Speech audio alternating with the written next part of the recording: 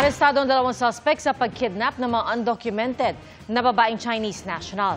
Mastermind umano ang isa ring Chinese na dating nagtatrabaho sa Pogo. Nakatutok si Jomer Apresto, exclusive.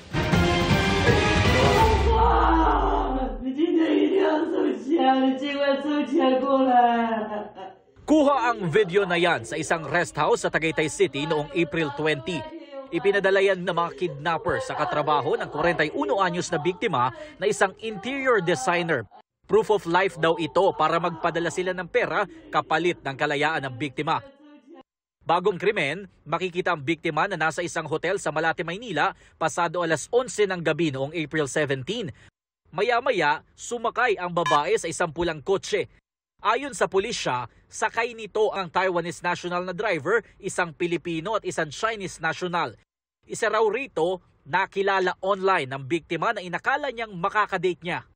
Pero miyembro pala ito ng isang grupo na ang modus, mangidnap ng mga undocumented na babaeng Chinese national. Haras nila ito, sasaktan at ilalabas yung mga available funds or money na nasa kanila. Makakuha ng konting pera, i-release na nila. Umabot sa 650,000 pesos ang nakuha ng mga sospek bago pinakawala ng biktima sa labas ng isang mall sa Parañaque noong April 21. Ang sinasabi niya noon is sinusuntok siya, itinali siya, tinakot, piniringan, pinagbantaan. Sa pagtutulungan ng MPD, NCRPO at PNP-AKG, napag-alaman na nirentahan ng mga sospek ang pulang kotse na sinakyan ng biktima. Butit may GPS ito kaya nalaman na nag-ikot sa Tagaytay City ang mga sospek bago pumunta sa isang bahay sa Parañaque.